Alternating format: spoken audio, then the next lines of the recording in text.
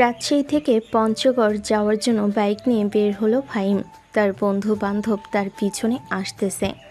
রাত 2টা, মাঝ রাস্তায় একটা হোটেল এসে সবাই খাওয়া দাওয়া করে। ফাহিম সবাইকে উদ্দেশ্য করে বলতে লাগলো, কিরে তোরা শর্টকাটে যাবি নাকি মেইন রাস্তা দিয়ে যাবি? আমি তো মেইন রাস্তা দিয়ে যাব ভাবতেছি। আপনি মেইন রাস্তা দিয়ে যান আর আমরা শর্টকাটে যাব। আপনার সাথে একটা চ্যালেঞ্জ রইল, যেহেতু আমরা পঞ্চগড় যাইতেছি, সো যদি আপনি আমাদের আগে ওইখানে গিয়ে পৌঁছে যান, তাহলে আপনি ওইখানে যতদিন থাকবেন আপনার সকল খরচ এবং বাইকের যত তেল লাগে আমরা দিব। ঠিক আছে, ডান। তবে একটা কথা, আমি যদি রাস্তায় কোনো সমস্যায় পড়ি বা আমার বাইক যদি কোনো সমস্যায় পড়ে, তখন তোরা যদি কিছু চাস আমার কাছে, তাহলে আমি কিন্তু দিতে পারবো না, এটা মনে রাখিস। ঠিক আছে, আমরা তোর কাছে কোনো কিছুই চাইবো না। যদি বাইকের কোনো সমস্যা হয়, এখন তাহলে যাওয়া যাক। এই বলে ফাহিম মেন রাস্তা দিয়ে ফুল স্পিডে বাইক চালিয়ে যাইতেছে। প্রায় 20 মিনিট। হঠাৎ সামনে দেখতে পেল একটা বড় ট্রাক দাঁড়িয়ে আছে এবং একটা মেয়েকে তুলে নিয়ে যাওয়ার চেষ্টা করতেছে। মেয়েটার পরনে লাল বেনারসি। মেয়েটা বারবার ছোটার জন্য চেষ্টা করতেছে, কিন্তু 4 থেকে 5 জন ধরার কারণে ছুটতে পারতেছে না। ফাহিম তার বাইক লোকগুলোর সামনে এসে দাঁড় করিয়ে ব্যাগের ভেতর থেকে একটা খেলনা পিস্তল বের করে। তাদের সামনে দাঁড়িয়ে বলতে লাগে, কিরে, এই মেয়েকে তুলে নিয়ে যাবি? যা নিয়ে যা, দেখি তোরা কত দূর নিয়ে যেতে পারিস। আমার হাতে পিস্তল দেখেছিস? জাস্ট একটা গুলি করব, সাথে সাথে মাটিতে পড়ে কাতরাতে কাতরাতে মারা যাবি।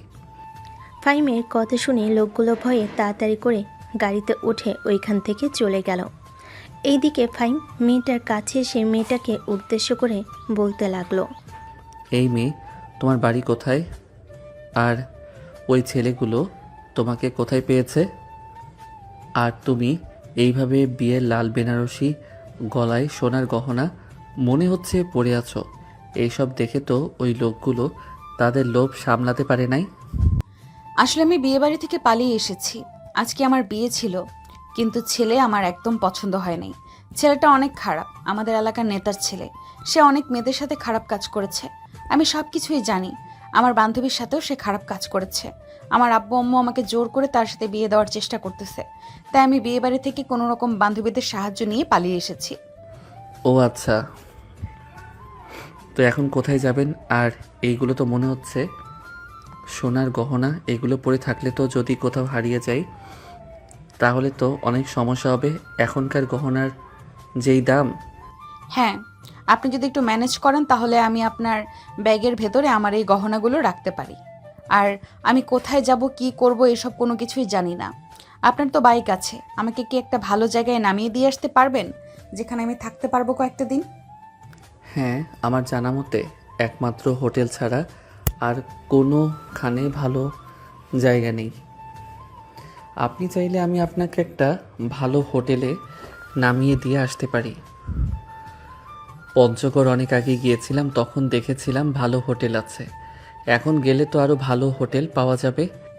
ঠিক আছে, তাহলে আমি আপনাকে ঠিক আছে, তাহলে আমাকে নিয়ে চলেন, আমিও যাব। মানজিয়া তার গহনাগুলো খুলে ফাহিমের বাইকের পেছনে বসে পড়ল।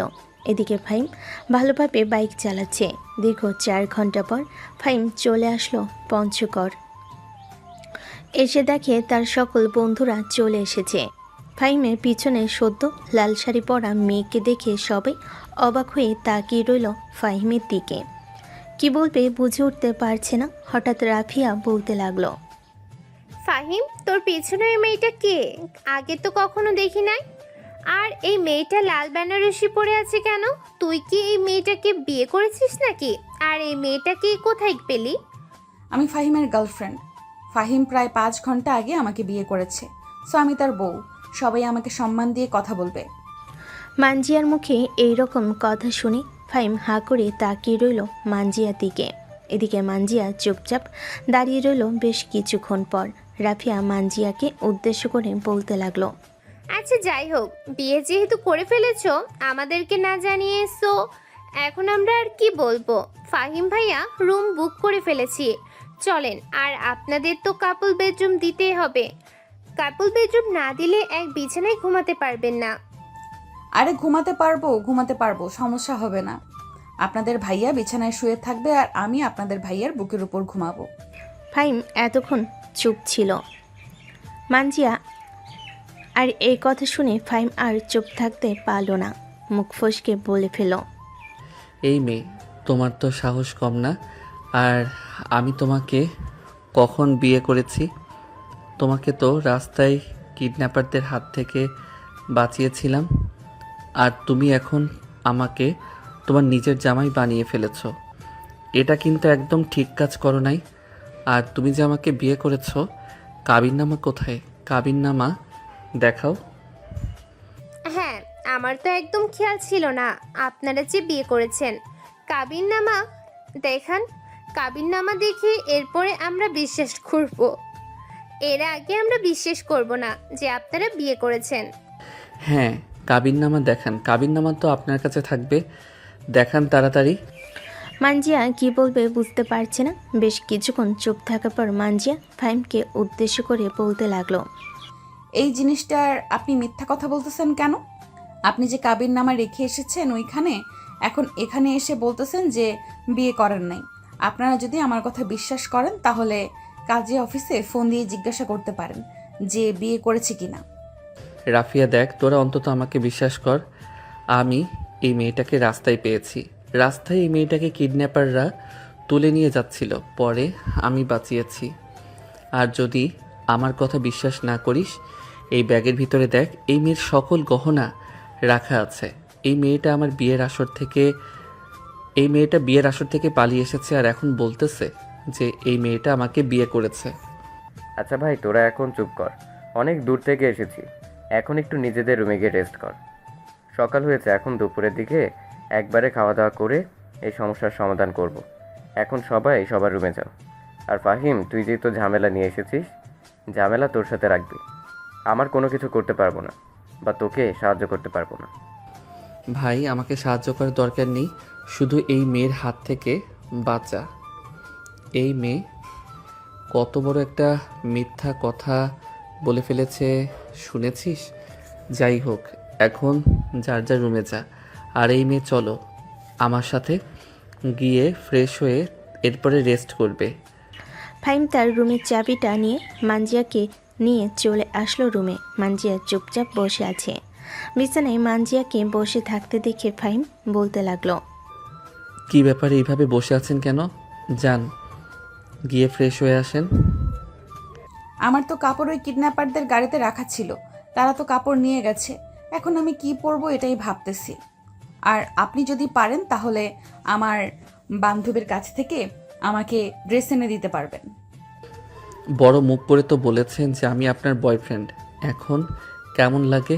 এখন তাদেরকে গিয়ে বলেন যে আমি বিয়ে বাড়ি থেকে পালিয়ে এসেছি, সাথে শুধু গহনা ছিল আর কাপড় চোপড় ছিল, ওইগুলো কিডন্যাপার নিয়ে গেছে। অযথা আমাকে ফাঁসিয়ে দিতেছেন। আমি তো আপনাকে চিনিও না।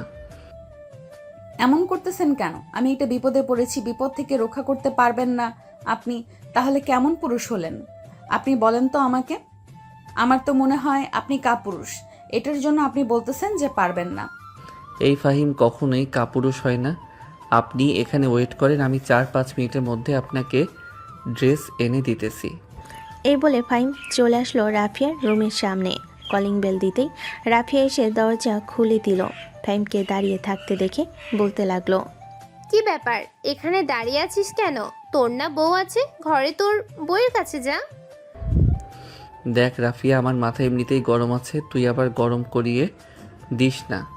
যেটা বলতেছি সেটা শোন। ওই মেয়েটার ড্রেস নাই, ওই মেয়েটার জন্য ড্রেস দে তোর কাছ থেকে। আচ্ছা, তুই 1 মিনিট দাঁড়া, আমি মাত্র ড্রেসগুলো লাকেজ থেকে বের করেছিলাম, তোকে আমি এক্ষুনি এনে দিতেছি। এই বলে রাফিয়া বিছানার উপর থেকে এক সেট ড্রেস এনে ফাহিমকে দিয়ে দিতেই ফাহিম চলে আসলো তার রুমে। এসে দেখে মানজিয়া রুমে নেই। মানজিয়াকে ডাকতে লাগলো। বেশ কিছুক্ষণ মানজিয়াকে ডাকার পর হঠাৎ মানজিয়া ওয়াশরুম থেকে একটা হাত বাড়ি বের করে দিয়ে বলতে লাগলো। এই যে আমি এখানে কাপড়গুলো ওয়াশরুমের সামনে আমার হাতে দিয়ে যান। আর আপনি ভুলেও কিন্তু ওয়াশরুমে ঢুকবেন না এখন। আমি অন্য ছেলেদের মতো ছেলে না, যে যখন তখন মেয়েদের ওয়াশরুমের ভিতরে ঢুকে যাব। আপনি তাড়াতাড়ি ড্রেস চেঞ্জ করে বাইরে আসেন, আমি আবার ফ্রেশ হব, অনেক দূর থেকে এসেছি, ক্লান্ত লাগতেছে অনেক। মানজিয়া ফ্রেশ হয়ে চলে আসলো বাহিরে। ফাহিম মাথা নিচু করে ওয়াশরুমের ভিতর ঢুকে গেল। ফাহিম মানজিয়াকে এখনও ভালোভাবে দেখে নাই। ফ্রেশ হয়ে এসে ফাহিম বাহিরে বের হয়ে মানজিয়ার দিকে তাকাতেই অবাক হয়ে গেল। হা করে তাকিয়ে আছে ফাহিম মানজিয়ার দিকে। এটা দেখে মানজিয়া কিছুটা লজ্জা পেয়ে গেল আর বলতে লাগলো, এইভাবে আপনি আমার দিকে তাকিয়ে কি দেখতেছেন? আমি কি বাঘ নাকি ভাল্লুক যে আমাকে এভাবে তাকিয়ে দেখতেছেন? মাশাল্লাহ মাশাল্লাহ, আপনি তো দেখতে আকাশের পরীর চাইতেও অনেক সুন্দর। মন তো বলতেছে আপনার সাথে কিছুক্ষণ ছাদে গিয়ে গল্প করি রাতের বেলা। হয়েছে হয়েছে, আর পটানোর চেষ্টা করতে হবে না। ফ্রেশ হয়ে এসেছেন, এখন রেস্ট করেন। আর দুপুরবেলা উঠে কি করব সেটা ভাবতে হবে। ফাহিম আর কিছু না বলে শুয়ে পড়ল মানজিয়ার পাশে। এদিকে মানজিয়া মাঝখানে একটা কোলবালিশ দিয়ে রেখেছে। বেশ কিছুক্ষণ পর ফাহিম ঘুমের দেশে পাড়ি দিতেই মানজিয়া এক চোখ মেলে ফাহিমের দিকে ভালোভাবে তাকিয়ে বলতে লাগলো, মাশাল্লাহ মাশাল্লাহ, ছেলেটা তো দেখতে পুরোটাই কিউটের ডিব্বা। মন চাইতেছে এক্ষুনি তাকে ওই গোলাপি লাল দুইটা মন চাইতেছে এখনই তার ওই গোলাপি গাল দুইটাকে কামড় মেরে আরো গোলাপি বানিয়ে দিতে। এসব বলতে না বলতে মানজিয়া ফাহিমের গালে টপাস করে একটা কামড় বসিয়ে দিতে ফাহিম ঘুম থেকে লাফ দিয়ে উঠল আর বলতে লাগলো, এই মেয়ে, আপনার সমস্যা কি? আমার গালে কামড় দিয়েছেন কেন? আপনার কি লজ্জা শরম বলতে কোনো কিছুই নেই? এইভাবে একটা অপরিচিত ছেলের গালে কামড় দিয়েছেন? আপনার তো মান সম্মান বলতে কোনো কিছুই নেই। আমার মান সম্মান থাকলে তো আমি অবশ্যই বলতাম। মান সম্মান নেই বলেই তো আপনার গালে কামড় দিয়ে বসেছি। তবে আপনার গাল দুইটা যে এত কিউট আগে জানতাম না। ফাহিম আর কিছু বলল না, আবারও শুয়ে পড়ল উল্টো পাশ ঘুরে। ফাহিম গভীর ঘুমে আচ্ছন্ন হয়ে আছে। এদিকে মানজিয়া ফাহিমের দিকে বারবার তাকাচ্ছে, কিন্তু ফাহিম তো ঘুমিয়ে আছে। এটা দেখে মানজিয়া ফাহিমকে এক লাথি মেরে খাটের উপর থেকে নিচে ফেলে দিল আর ঘুমের ভান করে ঘুমাতে লাগলো। এইদিকে ফাহিম নিচে পড়ে গিয়ে চিৎকার করে উঠল। পাশের রুম থেকে তার বন্ধু বান্ধবরা আড্ডা দিচ্ছিল। সবাই ফাহিমের চিৎকার শুনে তাড়াতাড়ি করে চলে আসলো ফাহিমের রুমের সামনে আর বলতে লাগলো, কিরে ফাহিম, কি হয়েছে? এভাবে চিৎকার করে উঠলি কেন? দরজা খোল বন্ধু, কি হয়েছে আমরাও দেখতে চাই। এত জোরে চিৎকার করে উঠলি যে আমরা সবাই তোর চিৎকার শুনে তোর দরজার সামনে চলে এসেছি। ফাহিম কোনো রকম কোমরে হাত দিয়ে আস্তে আস্তে উঠে চলে আসলো দরজার কাছে। দরজাটা খুলে দিতেই সবাই ভিতরে চলে আসলো। ফাহিম দেখতে মাশাল্লাহ অনেক সুন্দর আর ফর্সা। নিচে পড়ে গিয়ে তার মুখে ব্যথা পেয়েছে, গাল দুইটা লাল হয়ে আছে, নাকও কিছুটা লাল হয়ে গেছে। এটা দেখে ফারিয়া ফাহিমকে উদ্দেশ্য করে বলতে লাগলো, ফাহিম, তোর এরকম অবস্থা হয়েছে কেন? মানজিয়া তোকে কিছু বলেছে? মানে কিছু করেছে নাকি? আর কিছু করলেও তো এরকম অবস্থা থাকতো না। আরেকটা জিনিস, তোর গালে কামড়ের দাগ কেন? নিশ্চয়ই মানজিয়া তোর গালে কামড় দিয়েছে। শালার একজন কেনে কপালে জুটিয়েছি। না তো আমি ঘুমাতে পারতেছি, না তো আমি কোনো কিছু করতে পারতেছি। রাফিয়া, তোর দুইটা পায়ে পড়তেছি, তুই বোন প্লিজ এই রুমে থাক, না হলে এই মেয়েটা আমাকে মেরে আলু ভর্তা বানিয়ে পরোটার সাথে খেয়ে ফেলবে। না ভাই, তোর যেই অবস্থা করেছে, এখন যদি আমি এই রুমে থাকি তাহলে তো এর চাইতেও দ্বিগুণ আমার অবস্থা খারাপ হবে। চল চল, আমরা সবাই আমাদের রুমে যাই। ফাহিম, যা তুই গিয়ে রুমে ঘুমা। এই বলে সবাই ওইখান থেকে চলে গেল। এদিকে ফাহিম পড়ে গেছে মানকার চিপায়। বিছানায় এসে শুয়ে পড়তে মানজিয়া বলতে লাগলো, সরি মিস্টার ফাহিম, আমি বুঝতে পারি নাই আপনি এইভাবে পড়ে যাবেন। আমি জাস্ট মজা করে আপনাকে হালকাভাবে লাথি মেরেছিলাম। আপনি যে একেবারে সাইডে গিয়ে ঘুমিয়ে আছেন এটা আমি খেয়াল করি নাই। আপনি জানেন আপনার এই সামান্য ভুলের জন্য আমার কত বড় ক্ষতি হতে পারত? এইখান থেকে পড়লে আমি মরে যেতাম, বা আমার হাতের একটা আঙুল বা আমার কোনো অঙ্গ প্রত্যঙ্গ ভেঙেও যাইতো। সরি বললাম তো, আর কখনো এরকম মজা করব না। এইবারের মতো আমাকে মাফ করে দেন। এখন আপনি ঘুমান, আমার ঘুম আসতেছে না। যখন ঘুম আসবে তখন আমি ঘুমাবো। ফাহিম মানজিয়ার মায়াভরা মুখের দিকে তাকিয়ে আর কিছু বলতে পারল না। বেশ কিছুক্ষণ এইভাবে যাওয়ার পর ফাহিম ঘুমিয়ে গেল। এইদিকে মানজিয়া কিছুক্ষণ চিন্তাভাবনা করার পর মানজিয়া ও ফাহিমকে জড়িয়ে ধরে ঘুমের দেশে পাড়ি জমালো। এদিকে ফাহিম মানজিয়াকে কোলবালিশ মনে করে এমনভাবে আষ্টে-পৃষ্ঠে জড়িয়ে ধরেছে মনে হবে এই পড়ে যাইতেছে। এইদিকে মানজিয়া নড়চড় করতে পারতেছে না। প্রায় 1 ঘন্টা এইভাবে থাকার কারণে মানজিয়া ঘেমে পুরো একাকার হয়ে গেছে।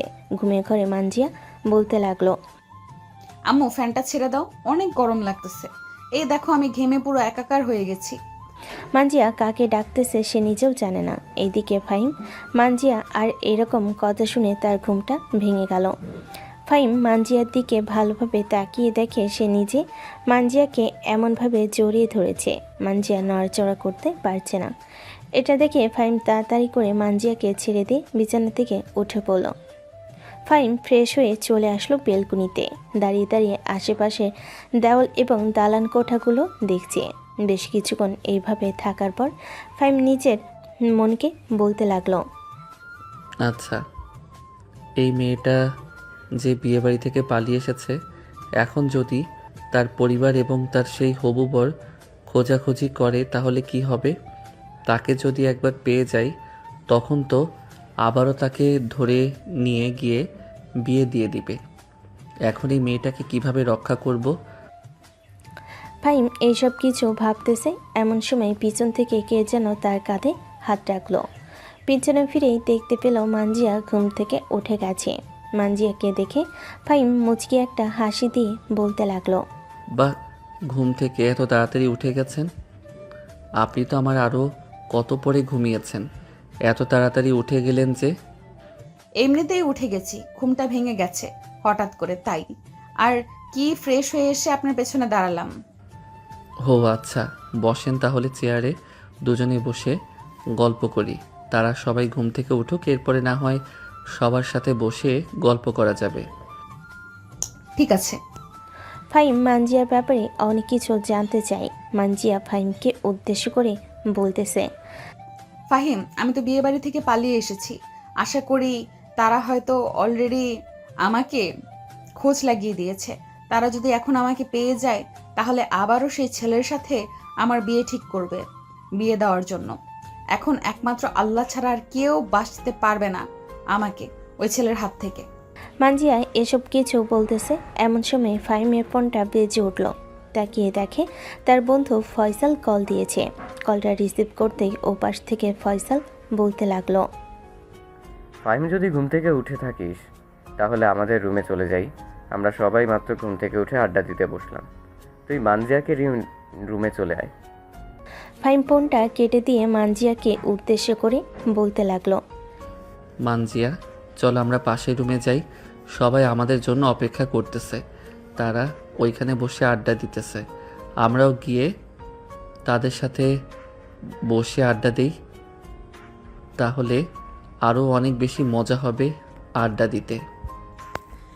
হ্যাঁ, চলো তাহলে যাওয়া যাক। সবাই যেহেতু এখানে বসে বসে আড্ডা দিতেছে, আমরাও গিয়ে তাদের সাথে হাত মিলিয়ে আড্ডা দিই, তাহলে আমাদের আড্ডাটা আরো বেশি জমে যাবে। ফাহিম রেডি হয়ে বসে আছে। 2-3 মিনিট পর মানজিয়া চলে আসলো নিচে। ফাহিম মানজিয়াকে নিয়ে চলে আসলো রাফিয়ার রুমে। ওরা দুজন আসতেই রাফিয়া বলতে লাগলো, ওই তো ফাহিম আর মানজিয়া চলে এসেছে। বস বস, এখানে বস। মানজিয়া, তুমি সত্যি করে বলবে? তুমি যদি এখন সত্যি কথা বলো তাহলে আমরা তোমাকে হেল্প করব, আর যদি মিথ্যা বলো তাহলে আমরা তোমাকে হেল্প করব না। আমি জানি আপনারা আমাকে কি প্রশ্ন করবেন, আমি সব কিছু বলতেছি। আসলে আমার আব্বু আম্মু একটা গুন্ডা বখাটে ছেলের সাথে আমাকে বিয়ে দিতে চাইতেছে, কিন্তু আমি ওই ছেলেকে বিয়ে করব না। ওই ছেলেকে আমার একদম পছন্দ না। যদি পছন্দ হয় তো তাহলে আমি সবাইকে বলতাম, কিন্তু আমার অপছন্দের বিরুদ্ধে তারা আমাকে বিয়ে দিতেছে, তাই আমি বিয়ে বাড়ি থেকে পালিয়ে এসেছি। আমার আব্বু গ্রাম প্রধান, আমাদের অনেক জায়গায় সম্পত্তি আছে। আমার দাদা এক সময় গ্রামের জমিদার ছিল। যাই হোক, আর ভেতরে না যাই, এখন আমি এখানে চলে এসেছি। আপনারা আমাকে কিভাবে সাহায্য করবেন করেন। এই ফয়সাল, সাব্বির, রানা আর ফাহিম ভাইয়া, আপনি কি বলেন? এখন মানজিয়াকে কিভাবে হেল্প করা যায়? কিভাবে আর করব? চল তাকে তার বাসায় পৌঁছে দিয়ে আসি, আর সবাইকে উদ্দেশ্য করে বলবো যে ভালো একটা ছেলের সাথে তাকে বিয়ে দেওয়ার জন্য। আপনি তো সবার মধ্যে থেকে অনেক ভালো, তাহলে আপনি আমাকে বিয়ে করে ফেলেন। অন্য কেউ বিয়ে করার চাইতে আপনি করে ফেললে আরো বেশি ভালো হবে। আমার 2টা বউ আছে, 2 বউয়ের 2টা করে বাচ্চা আছে। আপনাকে আমি বিয়ে করতে যাব কোন দুঃখে? এই সাব্বির, তুই বিয়ে করতে চাইলে বিয়ে করতে পারিস, তোর তো আবার বউ দরকার। ভাই, আমার বিয়ে করার প্রয়োজন নেই এখন, কারণ আমার গার্লফ্রেন্ড আছে, তাকে নিয়ে আমি সব কিছুই করতে পারি। আর কয়েকদিন পর বাসায় জানিয়ে দেব, এরপরে তাদের বাসায় যাব। বাহ, এত কিছু হয়ে গেল আর আমি কোনো কিছুই জানলাম না। হাই পোড়া কপাল, আল্লাহ আমার কপালে এই লিখে রাখছিল। মানজিয়া, তুমি আর কয়েকটা দিন এখানে থাকো, এরপর না হয় দেখা যাক তোমার কি ব্যবস্থা করা যায়। হ্যাঁ, থাকতে পারবো, কিন্তু আপনাদের সাথে সব সময় আমাকে নিয়ে ঘুরোঘুরি করতে হবে। আমি এখন টাকা দিতে পারবো না। খাতায় বা মোবাইলে একটা হিসাব করে রাখবেন, তাহলে আমি আমার বিয়ের পরে জামাইয়ের কাছ থেকে টাকা নিয়ে আপনাকে দিয়ে দিব। ঠিক আছে, আমরা যেখানে যেখানে যাই সেখানে সেখানে আপনাকে নিয়ে যাব।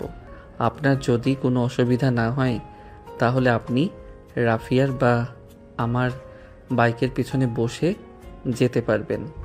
রাফিয়ার পিছনে বসে যাওয়ার দরকার নেই। আপনার পিছনে বসে যেহেতু মাঝপথ থেকে এসেছিলাম, তাহলে যতদিন থাকবো ততদিন আপনার পেছনে বসে ঘুরোঘুরি করব। আর আমি বাইক চালাতে পারি, আপনারা আবার ভাইবেন না যে আমি বাইক চালাতে পারি না। এই বলে মানজিয়া সবার সাথে আড্ডায় মেতে উঠল।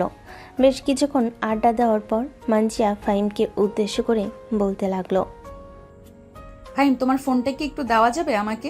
আমি একটু আমার বান্ধবীকে ফোন দিয়ে জিজ্ঞেস করতাম ওইখানের পরিস্থিতি কেমন। এই নাও আমার ফোন। ফাহিম তার ফোনটা দিয়ে দিতে মানজিয়ার বান্ধবীর নাম্বার উঠে কল দিল। বেশ কিছুক্ষণ পর তার বান্ধবী কবিতা কলটা রিসিভ করতে মানজিয়া বলতে লাগলো, কবিতা, ওই দিকের কি খবর রাজু? আর কোনো সমস্যা করে নাই তো?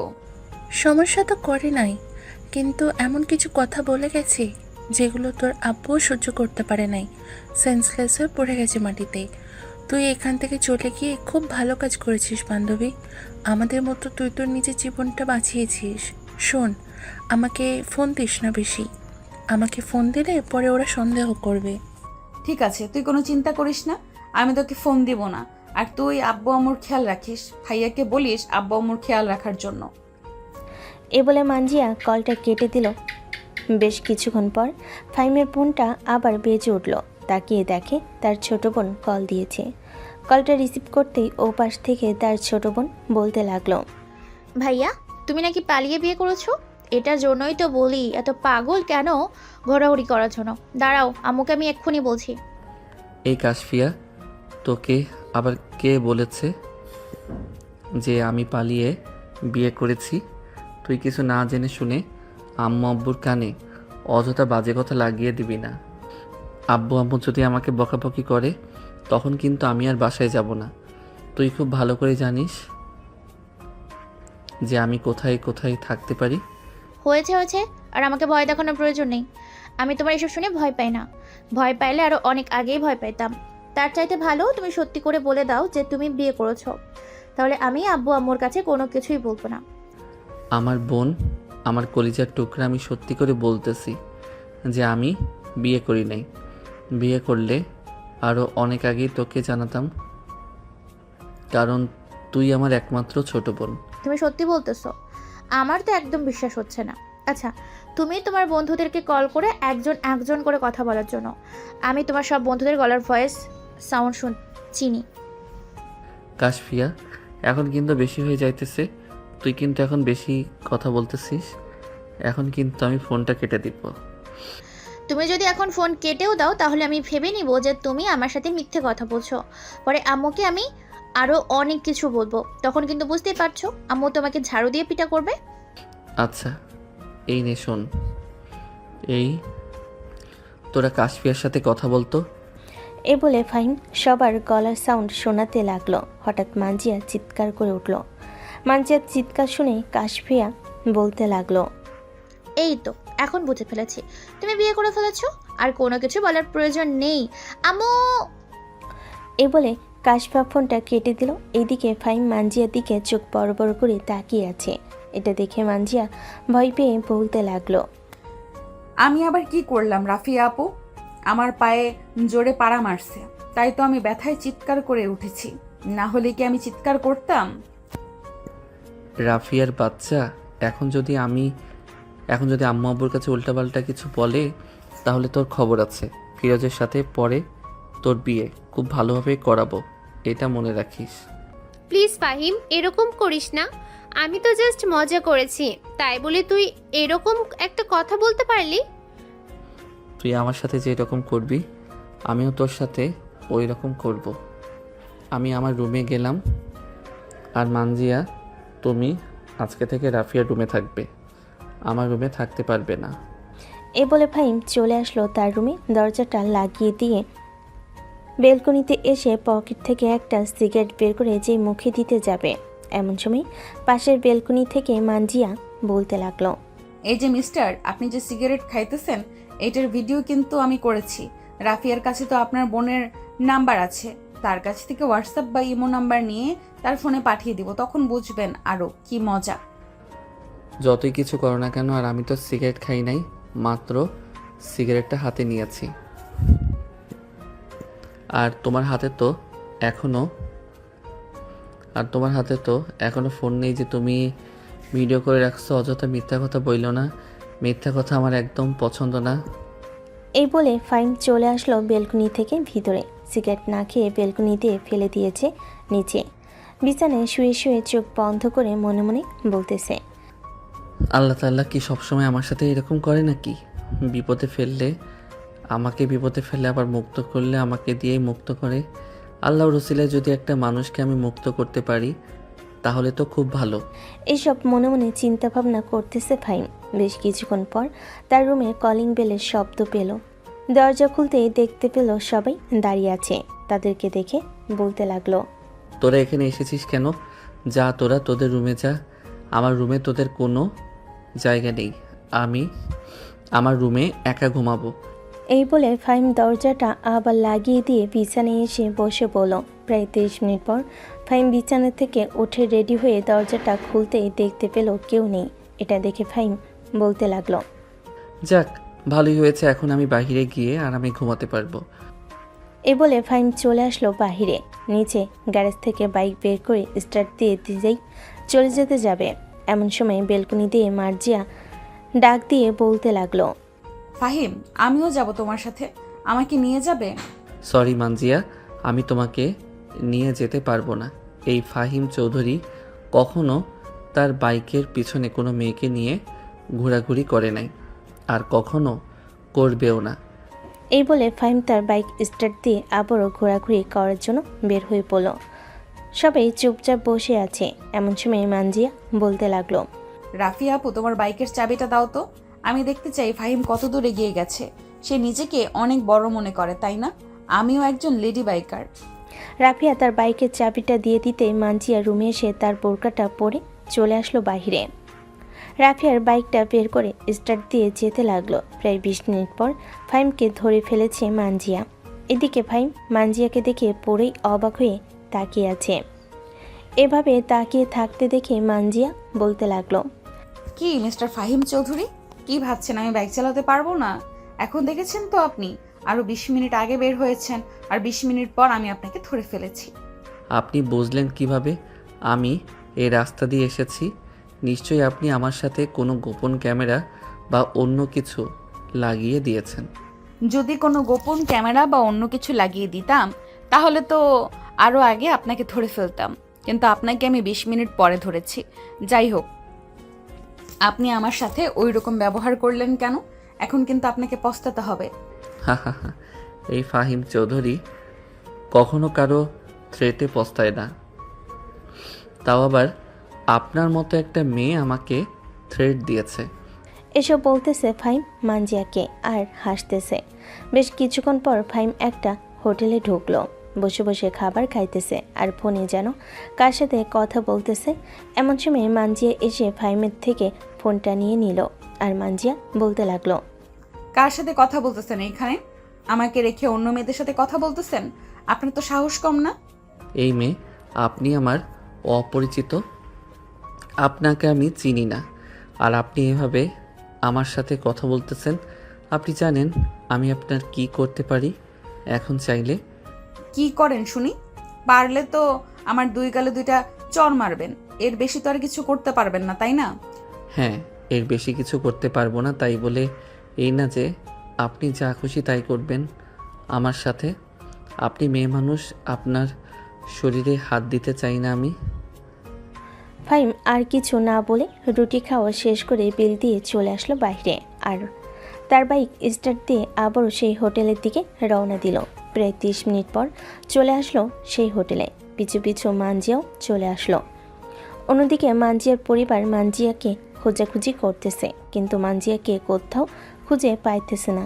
ফাহিম রাফিয়ার রুমে এসে সবাইকে উদ্দেশ্য করে বলতে লাগলো, এই তোরা যে এখানে বসে আছিস, একবারও রাহাতের খবর নিয়েছিস? রাত যে হাসপাতালে ভর্তি আছে, গতকালকে অ্যাক্সিডেন্ট করেছে, একবারও কি তার খবর নিয়েছিস তোরা? এখানে তো দিব্যি ঘোরাঘুরি করতেছিস। তাড়াতাড়ি রেডি হ, আমরা ঢাকায় ব্যাক করব। আর মিস মানজিয়া, আপনাকে এই হোটেলটা দেখিয়ে দিয়ে গেলাম। হোটেলটা অনেক ভালো, আপনি এই হোটেলে থাকতে পারেন যতদিন ইচ্ছা।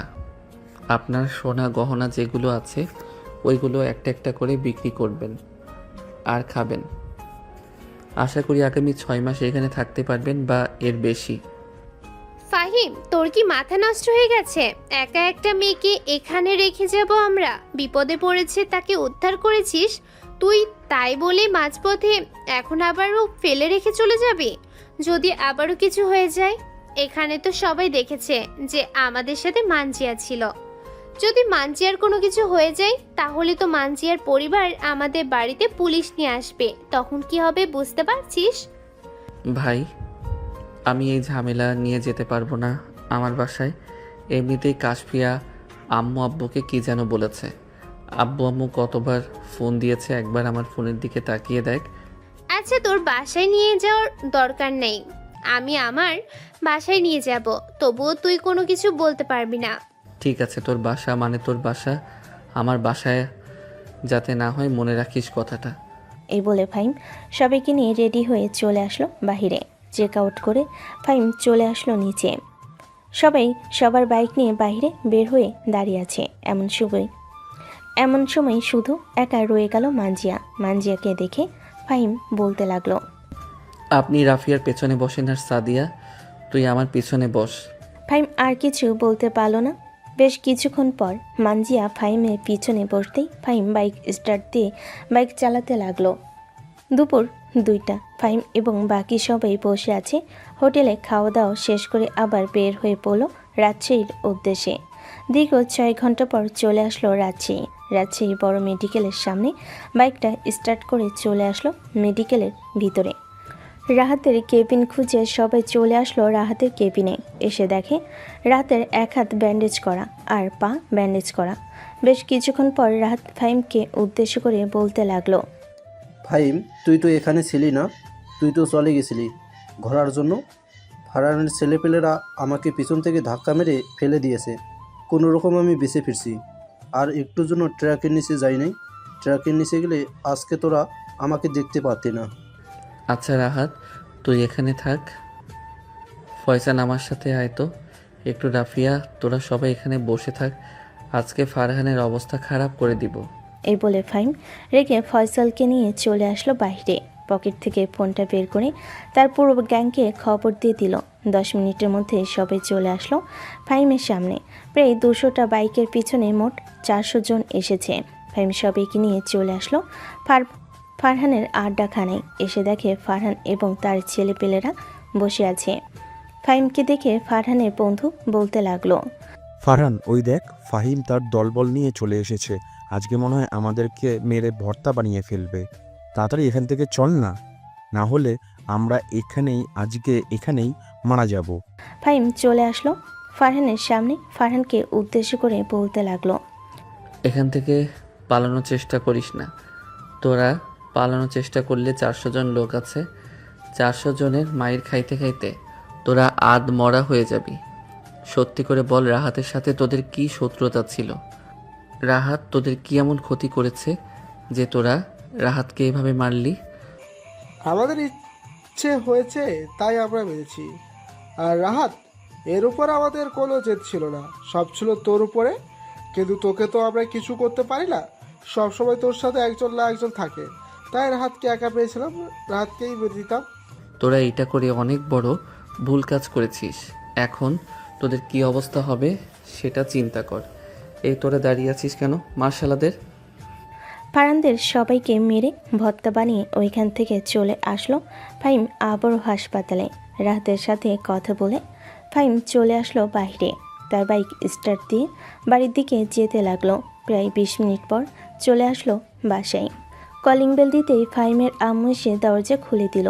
ফাহিমকে দেখে আশেপাশে তাকাতে লাগলো তার আম্মু। এটা দেখে ফাহিম বলতে লাগলো, কি হয়েছে আম্মু, এভাবে তুমি কি দেখতেছো? বৌমা আসে নাই? তুই যাকে বিয়ে করেছিস গতকাল রাতেই, সে কোথায়? তাকে নিয়ে আসলি না কেন? আম্মু তোমরা কি পাগল হয়ে গেছো? আমি বিয়ে করব আর তোমাদেরকে জানাবো না? অন্তত পালিয়ে গিয়ে বিয়ে করলেও তো তোমাদেরকে জানাতাম। আমো, ভাইয়া একদম মিথ্যে কথা বলছে। ভাইয়া বিয়ে করেছে কিন্তু তোমাদেরকে বলতে চাইছে না। রাফি আপু আমাকে এইসব বলেছে যে ভাইয়া বিয়ে করে ফেলেছে। ভাইয়া মানজিয়া ভাবি কোথায়? তাকে নিয়ে আসে না কেন? কাশফিয়া, তুইও পাগল হয়ে গেছিস। এই বাড়ির সবাই পাগল হয়ে গেছে। আমি আর এই বাড়িতে থাকবই না। আমি আমার সব কিছু নিয়ে চলে যাইতেছি। আম্মু দেখছো, ভাইয়া বিয়ে করতে না করতেই এই বাড়ি থেকে চলে যাচ্ছে আলাদা হয়ে। যাও যাও, আব্বু এখন এসে শুনবে তোমাদের কাছ থেকে আলাদা হয়ে গিয়েছো, তখন তোমাকে জেলে ভরে দিবে, তখন মজা লাগবে। ফাহিম 2 কানে 2টা আঙ্গুল ঢুকিয়ে চলে আসলো তার রুমে। দরজাটা ভালোভাবে বন্ধ করে দিয়ে ফ্রেশ হয়ে বিছানায় শুয়ে আছে। অন্যদিকে ফারিয়া মানজিয়াকে উদ্দেশ্য করে বলতে লাগলো, মানজিয়া, ফাহিমের সাথে কিন্তু তোমাকে খুব ভালো মানিয়েছে। এই ফয়সাল, চল আমরা একটা প্ল্যান করি, মানজিয়ার সাথে ফাহিমের বিয়ে হবে। কিভাবে? এটা তো পসিবল না। পসিবল, কিন্তু তোরা কিছুই করতে পারবি না, এইটা আমি খুব ভালো করেই জানি। আমার কথা অনুযায়ী যদি চলতে পারিস তাহলে মানজিয়াকে ফাহিম বিয়ে করবেই। ঠিক আছে, বল কিভাবে কি করতে হবে। আমরা সব কিছু করতে রাজি আছি। তেমন কিছু না, জাস্ট এখন আমি মানজিয়াকে নিয়ে ফাহিমদের বাসায় যাব। বাকিটা ফাহিমের আম্মু এবং তার বোন আশা করি ঠিক করে নিতে পারবে, কারণ তারা সব সময় চায় যে ফাহিম সব সময় ভালো থাকুক। এসব কথা বলতেছে ফারিয়া তার বন্ধু বান্ধবদের। মানজিয়া চুপচাপ শুনতেছে। বেশ কিছুক্ষণ এসব কিছু শোনার পর মানজিয়া রাফিয়াকে উদ্দেশ্য করে বলতে লাগলো, রাফিয়া আপু, ফাহিম যদি রাজি হয় তাহলে তাকে জোর করার প্রয়োজন নেই, কারণ আমি চাই না কেউ আমাকে অপছন্দ করুক। আরে তুমি এইসব নিয়ে চিন্তা করো না, ফাহিম দেখবে তোমাকে খুব আপন করে রাখবে এবং খুব ভালোবাসবে। ফাহিমের সাথে আমরা চলাচল করি, তাকে আমরা খুব ভালো করেই চিনি। চলো এখন তোমাকে নিয়ে যাই। এ বলে রাফিয়া মানজিয়াকে নিয়ে চলে আসলো ফাহিমদের বাসায়। কলিং বেল দিতে কাসফিয়া এসে দরজা খুলে দিল। রাফিয়ার সাথে মানজিয়াকে দেখে বলতে লাগলো, আম্মু, ভাইয়ের বউ চলে এসেছে, তাড়াতাড়ি বরণ ডালে নিয়ে আসো। আজকে ভাইয়ের বউকে বরণ করে একেবারে বাড়ির ভিতর ঢুকাবো। এদিকে ফাহিম ঘুমিয়ে আছে, প্রচুর ক্লান্ত লাগতেছে। অন্যদিকে নিচে ফাহিমের আম্মু এবং তার বোন মানজিয়াকে বরণ করে ঘরের ভিতর ঢুকিয়ে আনলে। অন্যদিকে নিচে ফাহিমের আম্মু এবং তার বোন মানজিয়াকে বরণ করে ঘরের ভিতর ঢুকিয়ে আনলো। সবাই বসে আড্ডা দিতেছে। এমন সময় রাফিয়া বলতে লাগলো, কাশফিয়া, আমি এখন চলে যাই বাসায়। যদি আমাকে ফাহিম দেখে ফেলে তাহলে আমার হাড্ডি গুড্ডি এক জায়গায় রাখবে না, সে আমাকে মেরে পাগলা কুকুরকে খাইয়ে দিবে। ঠিক আছে, যাও, আর আমরা সবকিছু ঠিকঠাক করে তোমাদেরকে খবর দিব, তখন তোমরা তাড়াতাড়ি করে চলে আসবে। ঠিক আছে, আমাদের কি খবর দিও। রাফিয়া চলে গেল। এদিকে কাশফিয়া এবং তার আম্মু বসে বসে মানজিয়ার সাথে কথা বলতেছে। সন্ধ্যা 6টা। ফাহিম ঘুম থেকে উঠে নিচে আসতেই দেখতে পেল মানজিয়া বসে আছে। মানজিয়াকে দেখে হাঁ করে তাকিয়ে আছে ফাহিম। কি বলবে বুঝে উঠতে পারতেছে না। এমন সময় কাশফিয়া ফাহিমকে উদ্দেশ্য করে বলতে লাগলো, ভাইয়া, তুমি ভাবিকে নিয়ে আসো নাই তো কি হয়েছে? ভাবি একা একাই চলে এসেছে তোমার কাছে। এই মেয়ে, তোমার কি লজ্জা সরব নেই? তোমাকে যে আমি বিয়ে করি নাই, তবুও তুমি কেন আমার পিছু পিছু ঘুরতেছো? আম্মু দেখেন, আপনার ছেলে এসব কি বলতেছে।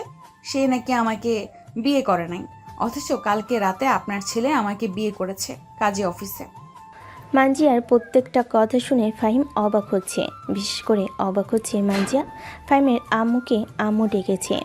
ফাহিম, তুই যদি আর একবার বৌমাকে বকা দিয়েছিস তাহলে তোর খবর আছে।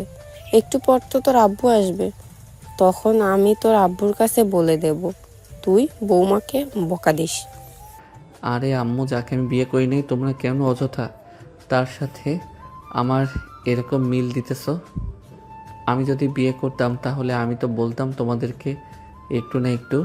অন্তত তোমাদেরকে না বললে কাশফিয়াকে তো বলতাম।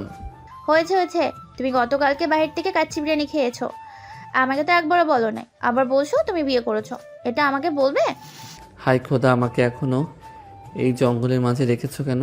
আমাকে উঠিয়ে নাও এইখানে, আর আমার ভালো লাগতেছে না। এ বলে ফাহিম বাইকের চাবিটা নিয়ে ওইখান থেকে চলে আসলো বাইরে। তার বাইক স্টার্ট দিয়ে সোজা চলে আসলো পাড়ার চায়ের দোকানে। বসে বসে চা খাইতেছে। অন্যদিকে কাশফিয়া মানজিয়াকে উদ্দেশ্য করে বলতে লাগলো, ভাবি, আপনার কি পোশাক নেই নাকি? পোশাক ছিল, আসলে আমি বাস থেকে নামছিলাম তখন মনে ছিল না ব্যাগ নিয়ে আসার জন্য বাসের ভেতর থেকে, এটার জন্যই আর কি, কোনো পোশাক নেই আমার। আচ্ছা, ও আচ্ছা, চলো তোমাকে এখন শপিং মলে নিয়ে যাব। আম্মু টাকা দাও, ভাবির জন্য পোশাক কিনতে আনবো। এই নে ড্রয়ারের চাবি, 20,000 টাকা নিয়ে যা, ভালো ভালো ড্রেস কিনে দিবি। ঠিক আছে আম্মু, ভালো ভালো ড্রেস কিনে দিব, তুমি কোনো চিন্তা করো না। কাশফিয়া তার আম্মুর ডট থেকে 20,000 টাকা নিয়ে মানজিয়াকে নিয়ে নিচে চলে আসলো শপিং করতে। বেশ কিছুক্ষণ শপিং করার পর মানজিয়া বলতে লাগলো, কাশফিয়া শুধু আমার জন্যই কিনবে নাকি তোমার জন্য কিছু কিনো? আর আমি আমার একটা গহনা বিক্রি করব, সোনার দোকান কোথায় আমাকে একটু দেখিয়ে দিতে পারবে? গয়না বিক্রি করার দরকার নেই আম্মু, যা টাকা দিয়েছে এতেই হয়ে যাবে। আর আমি গত 3 দিন আগে শপিং করে গেছি, এখন আমার কোনো কিছুরই দরকার নেই। না, আমার একটা গহনা বিক্রি করার দরকার, আমার কিছু টাকা লাগবে। টাকা লাগবে না, টাকা আমি দিব, তবুও গয়না বিক্রি করার দরকার নেই। আরও দেখো কিছু কিনবে নাকি। এইদিকে ফাহিম তার বন্ধু বান্ধবদের নিয়ে চলে এসেছে শপিং মলে, ঘোরাঘুরি করতেছে। এমন সময় ফাহিম মানজিয়া এবং কাশফিয়াকে দেখতে পেল। তাদের দুজনকে দেখে ফাহিম চলে আসলো তাদের সামনে আর বলতে লাগলো, কী রে, তোরা দুইজন এখানে কি করিস আর কখন আসলি? বাপ্পা, বউ শপিং করতে চলে এসেছে, এখন দেখি জামাইও সে কথা শুনে সেও চলে এসেছে শপিং করার জন্য। ভাবি যাও, ভাইয়ের সাথে গিয়ে শপিং করে আসো। দেখ কাশফিয়া, এটা শপিং মল, আর আমি এই মেয়েকে বিয়ে করি নাই, মানে বিয়ে করি নাই। তোদের শপিং করা শেষ, তোরা বাসায় চলে যা। আরে আমি এসেছিলাম মানজিয়ার ড্রেস কেনার জন্য, এখন তোর কিনে ফেলেছিস। কাশফিয়া আর মানজিয়া চলে গেল। এদিকে ফাহিম একটা ফোন কিনে চলে আসলো ওইখান থেকে। রাত 11টা। ফাহিম বাসে এসে বাইক গ্যারেজে রেখে চলে আসলো তার রুমে। এসে দেখে মানজিয়া বসে আছে। মানজিয়াকে দেখে না দেখার ভান করে চলে আসলো ওয়াশরুমে। ফ্রেশ হয়ে বসে আছে সোফায়। এমন সময় মানজিয়া বলতে লাগলো, আচ্ছা ফাহিম, আমি কি এখানে এসে কোনো অপরাধ করে ফেলেছি? যদি অপরাধ করে থাকি তাহলে আমাকে বলো, আমি এক্ষুনি এখান থেকে চলে যাব। আপনি এখানে এসে বড় একটা ভুল করে ফেলেছেন। আমার আব্বু আম্মু বিশ্বাস করে ফেলেছে আমি যে আপনাকে বিয়ে করে ফেলেছি, কিন্তু একমাত্র আপনি এবং আমি ছাড়া আর কেউ জানে না যে আমরা দুইজন বিয়ে করি নাই। আপনি আমার আব্বু আম্মুকে বলে দেন যে আমরা দুজন বিয়ে করি নাই। অযথা মিথ্যা একটা সম্পর্ক হয়ে থাকবে এখানে। আপনি বিপদে পড়েছেন, আপনাকে বিপদ থেকে রক্ষা করেছি। আপনি আমাদের বাড়িতে যতদিন ইচ্ছা ততদিন থাকতে পারেন, আপনাকে কেউ কিছু বলবে না। তবু আপনি এই মিথ্যা সম্পর্ক দিয়ে আমার আব্বু আম্মুকে বুঝ দেবেন না। আমি আমার আব্বু আম্মুকে বলে দিয়েছি যে আমরা বিয়ে করি নাই, কিন্তু আপনার আব্বু আম্মু তবুও আমার কথা বিশ্বাস করতেছে না। আমি বলেছি যে আমাদের কাবিননামা নেই, আমরা বিয়ে করলে অবশ্যই কাবিননামা থাকতো। বিশ্বাস করবে কি করে? আপনি এমন জায়গায় বলেছেন যে তারা বিশ্বাস না করে থাকতে পারে না। আচ্ছা যাই হোক, খাওয়া দাওয়া করেছেন? না, এখনো খাওয়া দাওয়া করি নাই। আপনি আসবেন বলে আপনার জন্য অপেক্ষা করছিলাম। চলেন খাওয়া দাওয়া করে আসি। হ্যাঁ চলেন। মানজিয়া আর ফাহিম চলে আসলো নিচে। সবাই খাবার টেবিলে বসে খাবার খাইতেছে। এমন সময় ফাহিমের আব্বু বলতে লাগলো, ফাহিম, মানজিয়া যা যা বলেছে তা কি সব সত্যি কথা? তোরা কি সত্যি বিয়ে করিস নাই? না আব্বু, আমরা বিয়ে করি নাই, আর আমি ওনাকে ভালোভাবে চিনিও না। ওনার সাথে আমার রাস্তায় পরিচয় হয়েছে। কিডন্যাপাররা ওনাকে নিয়ে যেতে চাইছিল, পরে আমি ওনাকে বাঁচিয়েছি। আচ্ছা, যাই হয়ে যাক না কেন, আমরা সিদ্ধান্ত নিয়েছি যে সবাই যেহেতু জানাশোনা হয়ে গেছে, মানজিয়ার সাথে তোর বিয়ে হবে। তোর যদি কোনো আপত্তি থাকে তাহলে বলতে পারিস। আব্বু, তোমরা মানজিয়ার পরিবারের সাথে কথা বলে এরপর যা সিদ্ধান্ত নেবার তা নাও। তোমাদের কথার বিরুদ্ধে আমি কখনো যাই নাই, আর আশা করি যাব না। এই বলে ফাহিম খাওয়া দাওয়া শেষ করে চলে আসলো তার রুমে। বিছানায় শুয়ে শুয়ে তার বন্ধু বান্ধবদের সাথে কথা বলতেছে। প্রায় 30 মিনিট পর মানজিয়া ফাহিমের রুমের ভিতরে প্রবেশ করলো। মানজিয়াকে দেখে ফাহিম বলতে লাগলো, দেখেন, আমাদের এখনো বিয়ে হয় নাই, আপনি দয়া করে কাশফিয়ার রুমে গিয়ে একটু ঘুমাবেন। আমি আপনার বোনের রুমে ঘুমাবো, আগে থেকেই সিদ্ধান্ত করে রেখেছি। আপনার সাথে কিছু কথা ছিল জরুরি, তার জন্য আমি আপনার রুমে এসেছি। আমি আমার গহনাগুলো বিক্রি করতে চাই। আপনি যদি আমাকে বিয়েও না করেন তাহলে আমি এই গহনাগুলো দিয়ে একটা অনলাইন বিজনেস খুলে কাজ করতে পারবো। গহনা বিক্রি করার দরকার নেই। আপনার যদি টাকার প্রয়োজন হয় তাহলে আম্মুর কাছে বলবেন, আম্মু আপনাকে টাকা দিবে। আর এই নেন, আপনার জন্য নতুন ফোন কিনে নিয়ে এসেছি। আপনি আপনার বান্ধবীর সাথে কথা বলে আপনার আব্বু আম্মুকে বলবেন যে আমাদের বাসায় আসার জন্য। আমরা যদি আপনাদের ওইখানে যাই তাহলে বুঝতেই পারছেন সমস্যা হবে। আচ্ছা, আমি আমার বান্ধবীকে ফোন দিয়ে বলবো যে আমার আব্বু আম্মু বলার জন্য আপনাদের বাসায় আসতে। আপনাদের ঠিকানাটা দিয়ে দিলে খুব ভালো হতো। এইটা হচ্ছে আমাদের বাড়ির ঠিকানা। আপনি এই ঠিকানা বললেই আপনার আব্বুদেরকে নিয়ে আসবে। আর যদি বলেন গাড়ি পাঠানোর জন্য, আমাদের নিজস্ব গাড়ি আছে, ড্রাইভারও আছে, তাকে দিয়ে পাঠিয়ে দিব আপনার আব্বু আম্মুকে নিয়ে আসার জন্য। আমাদেরও নিজস্ব গাড়ি আছে, আমি ঠিকানা দিয়ে দিলে আব্বু আম্মু চলে আসবে। আজকে তো মঙ্গলবার, শুক্রবারের কথা বলবে, শুক্রবার যাতে এখানে আসে। ঠিক আছে, শুক্রবারে কথা বলেন, শুক্রবারে আব্বুও বাসায় থাকবে। মানজিয়া আরও কিছুক্ষণ কথা বলে চলে আসলো কাশফিয়ার রুমে। এসে দেখে কাশফিয়া বসে বসে পড়তেছে।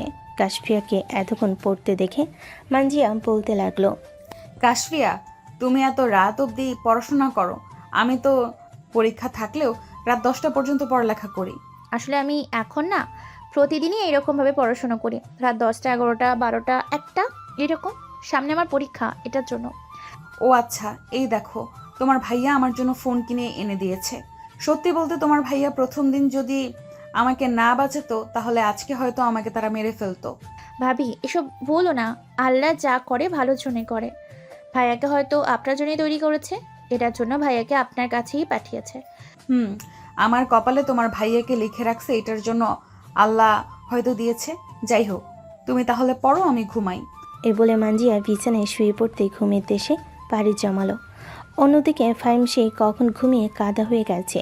দেখতে দেখতে রাত পার হয়ে সকাল হলো। সকাল 9টা। ফাহিম ঘুম থেকে উঠে ফ্রেশ হয়ে নিচে এসে দেখে তার আব্বু বসে আছে। তার আব্বুকে দেখে বলতে লাগলো, আব্বু, আজকে অফিসে যাও নাই নাকি?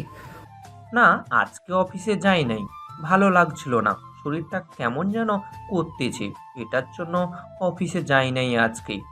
ও আচ্ছা, অফিসে কি কোনো কাজ আছে? যদি কাজ থাকে তাহলে আমাকে বলো, আমি অফিস থেকে আসতেছি। না, অফিসে এখন কোনো কাজ নেই। কাজ থাকলে আমি তোকে সকাল সকাল ঘুম থেকে উঠিয়ে অফিসে পাঠাতাম। মানজিয়া, তুমি কি তোমার আব্বু আম্মুর সাথে কথা বলেছো? তারা কবে আসবে? তোমাকে কিছু কি বলেছে? বাড়িতে তো ফোন দিয়েছিলাম, কিন্তু ফোন কেউ রিসিভ করে নাই। আমি চাইছিলাম যে আমাদের বাড়িতে যাওয়ার জন্য, কিন্তু আমি যাব না। ফাহিম, তুমি কি আমাদের বাড়িতে গিয়ে আমার আব্বু আম্মুকে নিয়ে আসতে পারবে? নিয়ে তো আসতে পারবো, কিন্তু আমি তো তোমাদের বাড়ি বা কোনো কিছুই চিনি না। তুমি চাইলে আমার সাথে যেতে পারো। আমি কোথাও গেলে আমি একা যাই না, আমার সকল বন্ধু বান্ধবরা আমার সাথে যাবে, চলো। তুমিও যাবে, যাও রেডি হয়ে আসো। সকাল সকাল বের হয়ে পড়ি তোমার আব্বু আম্মুকে আনার জন্য। এ বলে ফাইম সবাইকে নিয়ে বের হয়ে পড়ল মানজিয়াদের বাড়ির উদ্দেশ্যে। ফাইম তার পুরো গ্যাং নিয়ে যাইতেছে মানজিয়াদের বাড়িতে। দীর্ঘ 7 ঘন্টা পর ফাইম চলে আসলো মানজিয়াদের বাসায়। কলিং বেল দিতেই মানজিয়ার আম্মু এসে দরজা খুলে দিল। ফাইম মানজিয়ার আম্মুকে সালাম দিতেই মানজিয়ার আম্মু সালামের উত্তর নিয়ে বলতে লাগলো, ওয়ালাইকুম আসসালাম। কে বাবা তুমি, আর এখানে কি চাই? আমি হচ্ছি ফাহিম, আর আপনার মেয়ে আপনার সাথে আছে। আমি আপনার মেয়েকে বিয়ে করব। এটার জন্য আপনাদেরকে নিতে এসেছি। আপনি আমার সাথে আসেন। আচ্ছা, তুমি এখানে দাঁড়াও, আমি মানজিয়ার আব্বুকে ডেকে নিয়ে আসতেছি, এরপরে তোমার সাথে কথা বলবো। তুমি ভিতরে এসে বসো, আর বাহিরে যারা আছে তাদেরকে ভিতরে নিয়ে আসো।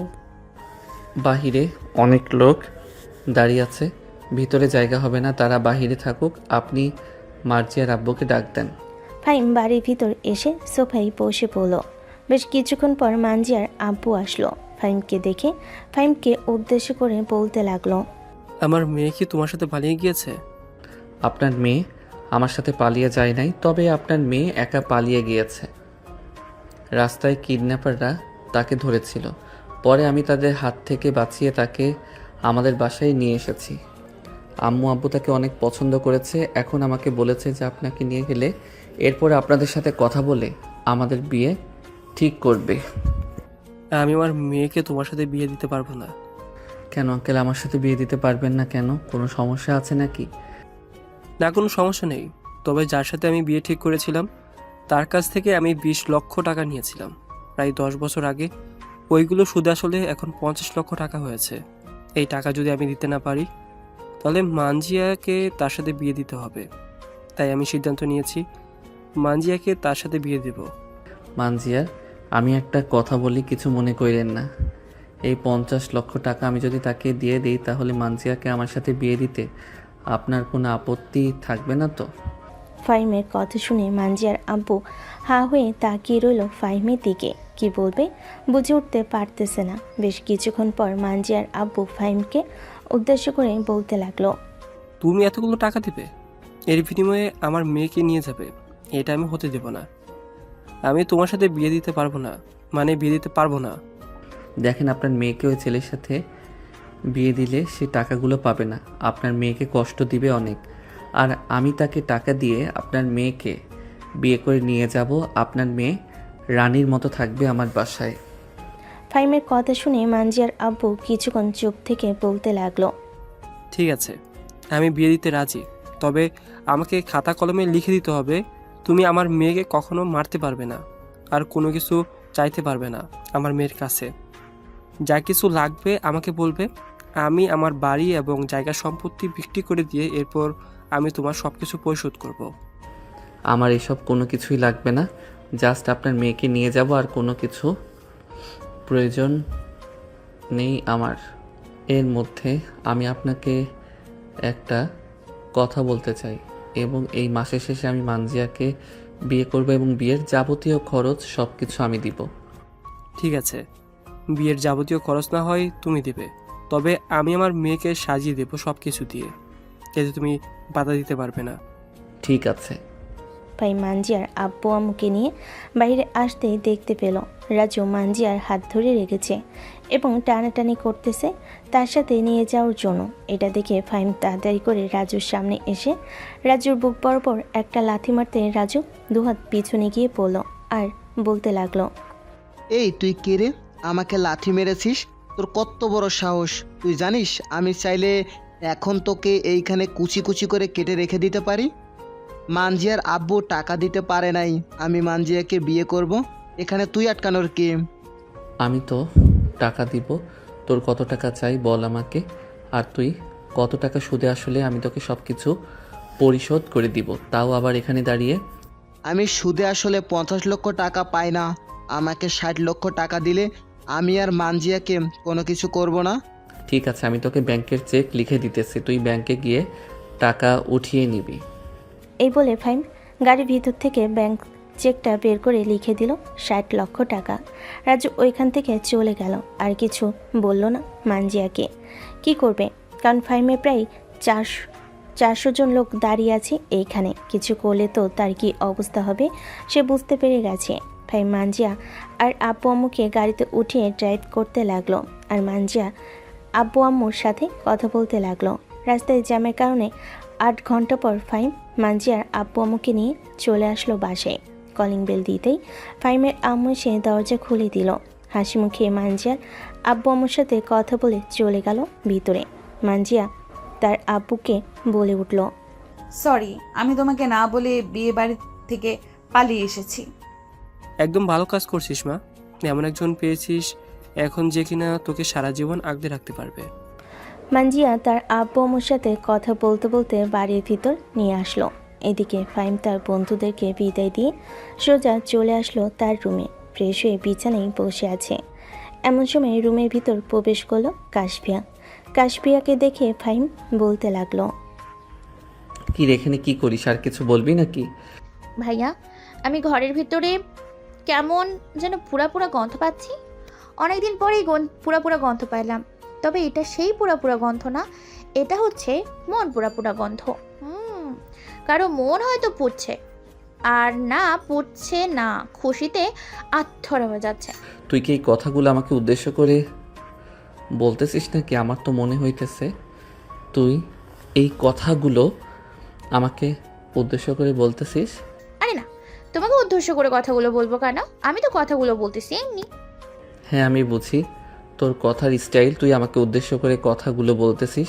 যাই হোক, তুই তোর রুমে যা, এখন আমাকে বিরক্ত করিস না। সারাদিন গাড়ি চালিয়ে এসেছি, অনেক ক্লান্ত লাগতেছে। আর যদি পারিস তাহলে আমার পিঠে একটু তেল মালিশ করে দিয়ে যা।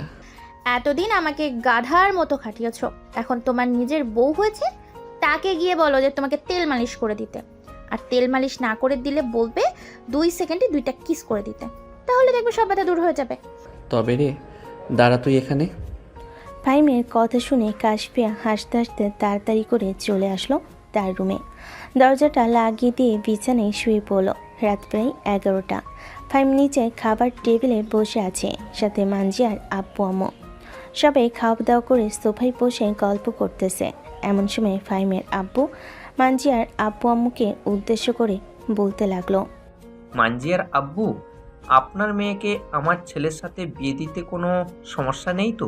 সমস্যা থাকলে বলতে পারেন। না, কোনো সমস্যা নেই, আমি আমার মেয়েকে আপনার ছেলের সাথে বিয়ে দেব। আপনার ছেলে একজন দায়িত্বশীল মানুষ, ঠিক আপনার মতো। এইখানে এসেছি 4 থেকে 5 ঘন্টা হয়েছে। আপনার কথার স্টাইল এবং কথার ধরন দেখে বুঝে ফেলেছি আপনি কী রকম মানুষ।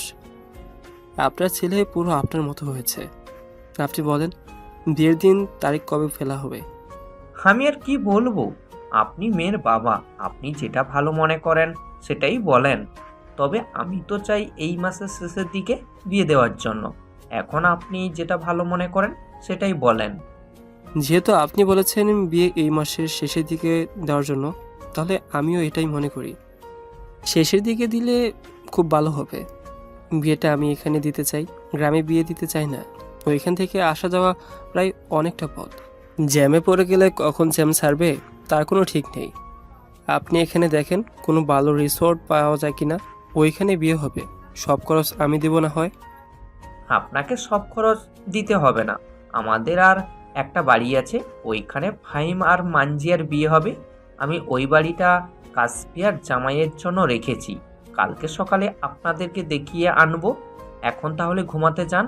কাশফিয়া, ওনাদেরকে নিয়ে তোর পাশের রুমটা দেখিয়ে দিয়ে আয়। কাশফিয়া মানজিয়ার আব্বু আম্মুকে নিয়ে চলে আসলো তার পাশের রুমে। এদিকে ফাইমা নিচে বসে না থেকে চলে আসলো তার রুমে। বেলকনিতে বসে বসে আকাশের তারা গুনছে। এমন সময় রুমের ভিতর কারো আসার টের পেল ফাইম। পিছনে ফিরতে দেখতে পেল মানজিয়া দাঁড়িয়ে আছে, তাও আবার নাইট ড্রেস পরে। মানজিয়াকে পুরো হট লাগতেছে। ফাইম এক নজরে তাকিয়ে আছে মানজিয়ার দিকে। এমন সময় মানজিয়া ফাইমের সামনে এসে ফাইমের চুলে হাত দিয়ে হাত বুলাতে বুলাতে বলতে লাগলো, এখন এইভাবে দেখার কোনো কিছু নেই। বাসর রাতে সব কিছু খুলে এরপরে না হয় দেখবেন। এখন চলেন, অনেক দূর থেকে এসেছেন, ক্লান্ত লাগতেছে। আপনার এখন ঘুমাবেন, আমাকে আপনার বুকে জড়িয়ে নিয়ে। ফাহিম মানজিয়াকে কোলে তুলে নিয়ে খাটে চলে আসলো। মানজিয়াকে জড়িয়ে ধরে ঘুমের দেশে পাড়ি জমালো। পরের দিন সকাল 7টা, কাশবিয়ার ডাকে ঘুম ভাঙল মানজিয়ার। তাদের উঠে নাইট ড্রেস পাল্টে অন্য পোশাক পরে দরজা খুলতেই কাশফিয়া বলতে লাগলো, বাহ, বিয়ের আগেই রোম্যান্স শুরু করে দিয়েছো। এটা কিন্তু একদম ঠিক না। নিচে আসেন, সবাই অপেক্ষা করতেছে আপনাদের জন্য। মোটেও না, আমরা রোম্যান্স করি নাই, শুধু তোমার ভাই আমাকে জড়িয়ে ধরে ঘুমিয়েছিল, এর বেশি কোনো কিছু করে নাই। তুমি নিচে যাও, আমি তোমার ভাইয়াকে ঘুম থেকে উঠিয়ে এরপরে নিচে আসতেছি। হ্যাঁ, বুঝি কি করেছেন আর কি করেন নাই। এই বলে কাশফিয়া চলে গেল নিচে।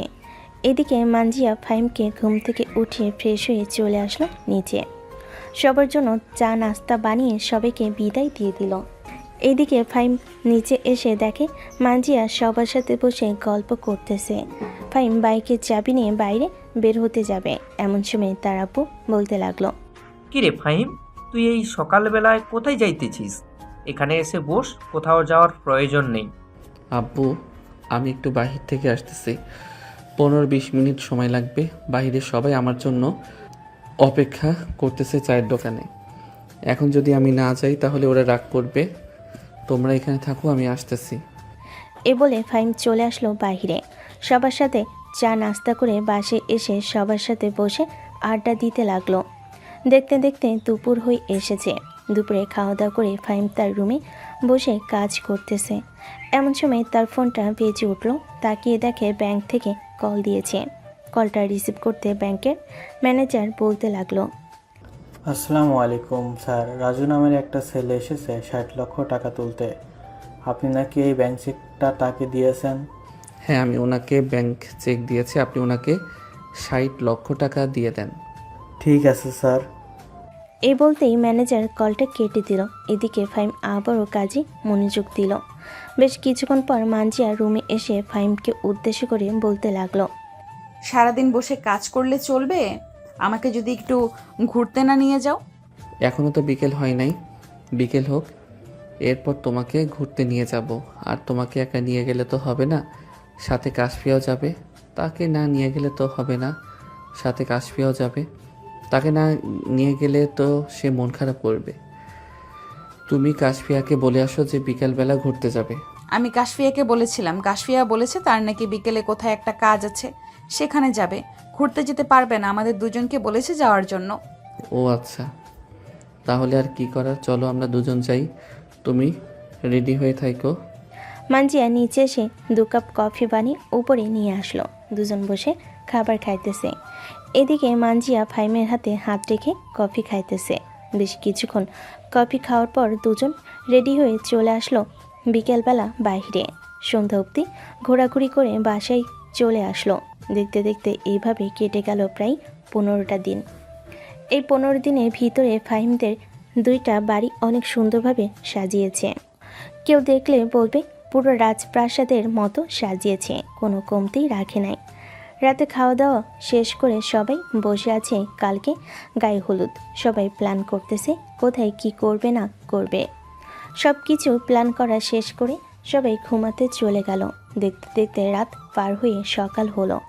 সকাল থেকে সবাই কাজে লেগে পড়লো। বিকাল 5টায় গায়ে হলুদ শেষ করে সবাই সবার মতো বসে আছে। অন্যদিকে ফাহিম আর মানজিয়া গোসল করে দুজন একে অপরকে জড়িয়ে ধরে বলতেছে, ফাহিম, আমি তোমাকে এই কয়েকদিনের ভেতরে অনেক ভালোবেসে ফেলেছি। তুমি আমাকে কখনো ছেড়ে যাবে না তো? না মানজিয়া, আমি কখনো তোমাকে ছেড়ে যাব না। তুমি আমাকে অনেক অনেক ভালোবাসবে, আমিও তোমাকে অনেক অনেক ভালোবাসবো। ঠিক আছে, চলো এখন নিচে যাই, রাত হয়ে গেছে, খাওয়া দাওয়া করে আড্ডা দিই সবার সাথে। এই বলে ফাহিম আর মানজিয়া চলে আসলো নিচে। খাওয়া দাওয়া শেষ করে সবার সাথে আড্ডা দিতে লাগলো। আড্ডা দিতে দিতে কখন যে সকাল হয়ে গেছে খেয়াল নেই তাদের। 2 বাড়িতেই বিয়ের আয়োজন চলতেছে। প্রায় 1500 বরযাত্রী খাওয়া, সবাই আয়োজনে ব্যস্ত। দেখতে দেখতে দুপুর হয়ে গেছে। বিকাল 3টার মধ্যে সবাইকে খাওয়া দাওয়া শেষ করিয়ে ফাহিম আর মানজিয়া বসে আছে একসাথে। বেশ কিছুক্ষণ এইভাবে যাওয়ার পর কাজী সাহেব আসলো। মানজিয়াকে উদ্দেশ্য করে বলতে লাগলো, সাজ্জাদ চৌধুরীর একমাত্র ছেলে ফাহিম চৌধুরী কাবিনের নগদ 30,000 টাকা বুঝিয়া পাইয়া থাকেন, তাহলে বলেন আলহামদুলিল্লাহ কবুল। আলহামদুলিল্লাহ কবুল, আলহামদুলিল্লাহ কবুল, আলহামদুলিল্লাহ কবুল। আলহামদুলিল্লাহ। এবার বরপক্ষকে বলছি, মাতা সুফিয়া বেগম এবং পিতা খলিল সাহেবের একমাত্র মেয়ে মানজিয়া চৌধুরীর নগদ 30,000 টাকা ধার্য করিয়া এই বিয়ে। যদি রাজি থাকেন তাহলে বলেন আলহামদুলিল্লাহ, আমি এই বিয়ে কবুল করলাম। 3 বার বলবেন। আলহামদুলিল্লাহ, আমি এই বিয়ে কবুল করিলাম। আলহামদুলিল্লাহ, আমি এই বিয়ে কবুল করিলাম। আলহামদুলিল্লাহ, আমি এই বিয়ে কবুল করিলাম। আলহামদুলিল্লাহ, বিয়ে সম্পূর্ণ হয়েছে। এখন সবাই দোয়া ধরেন। কাজী সাহেব দোয়া পড়িয়ে দিয়ে তার পাওনা টাকা নিয়ে চলে গেল ওইখান থেকে। এদিকে সকল কাজ শেষ করে ফাহিম মানজিয়াকে নিয়ে চলে আসলো বাসায়। মানজিয়াকে সবে বরণ করে নিয়ে চলে আসলো বাসর ঘরে। এদিকে ফাহিম চলে আসলো ছাদে, সব বন্ধুদের সাথে আড্ডা দিতেছে। দেখতে দেখতে রাত 12টা বেজে গেল। এমন সময় কাশফিয়া ছাদে এসে ফাহিমকে উদ্দেশ্য করে বলতে লাগলো, ভাইয়া ভাবি একা রুমে বসে আছে, তাড়াতাড়ি রুমে যাও। হ্যাঁ, যাইতেছি। এই তোর আমার জন্য দোয়া করিস যাতে আজকে রাতে বিড়ালটা মারতে পারি। এ বলে ফাহিম ছাদ থেকে চলে আসলো তার রুমে। দরজাটা লাগিয়ে দিয়ে খাটের কাছে আসতেই মানজিয়া খাট থেকে নেমে ফাহিমের পা ধরে সালাম করলো। ফাহিম সালামের উত্তর দিয়ে মানজিয়াকে কিছুক্ষণ জড়িয়ে ধরে রেখে ছেড়ে দিয়ে দুজনে চলে আসলো 2 রাকাত নফল নামাজ আদায় করার জন্য। নফল নামাজ আদায় করে চলে আসলো খাটে। বেশ কিছুক্ষণ গল্প করার পর ফাহিম হঠাৎ মানজিয়াকে জড়িয়ে ধরে তার ঠোঁটের সাথে ঠোঁট একত্রিত করে দিল। পরবর্তীতে কি হয়েছে তা আপনারা বেশ ভালো করেই জানেন, কারণ আপনারা তো অনেক বড় লিজেন্ড। আপনারা জানবেন না তো কে জানবে? আজকের গল্পটা কেমন হয়েছে সবাই জানাবেন। গল্পটা এখানেই সমাপ্ত করলাম।